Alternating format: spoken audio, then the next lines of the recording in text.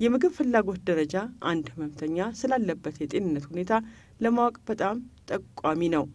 የምግብ ፍላጎት ደካማነት ህፃኑ ኢንፌክሽን እንዳለው ወይም የጉበት ስራ መታወክ የመሳሰሉ ከፍተኛ ችግሮች መኖራቸውን ያመለክታል።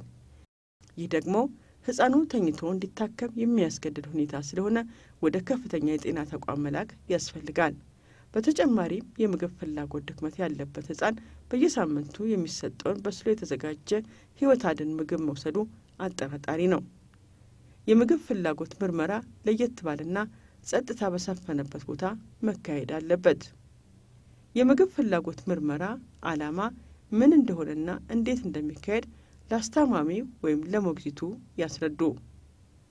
አስታማሚ ወይም ሞግዚት እጆቻቸውን መታጠብ አለባቸው። አስታማሚው ወይም ሞግዚቱ ህፃኑን በታፋ ላይ ዘና አድርጎ በማስቀመጥ ከፓኬቱ በስሎ የተዘጋጀ ህይወት አድን ምግብን አውጥቶ መስጠት ወይም በእጅ ላይ እየቀነሱ ማብላት አለባቸው። አስታማሚው ወይም ሞግዚቱ በስሎ የተዘጋጀ ህይወት አድን ምግብን ተረጋግቶ በተደጋጋሚ ህፃኑን እያባበልና እያበረታታ መስጠት አለበት። ህፃኑ መመገብ እምቢ ካለ አስታማሚው ወይም ሞግዚቱ በእርጋታ እያባበለ በትዕግስት ምርመራው እንዲካሄድ በቂ ጊዜ መስጠት አለበት። የምግብ ፍላጎት ምርመራው በአብዛኛው በአጭር ጊዜ የሚጠናቀቅ ቢሆንም እስከ 30 ደቂቃ ሊወስድ ይችላል።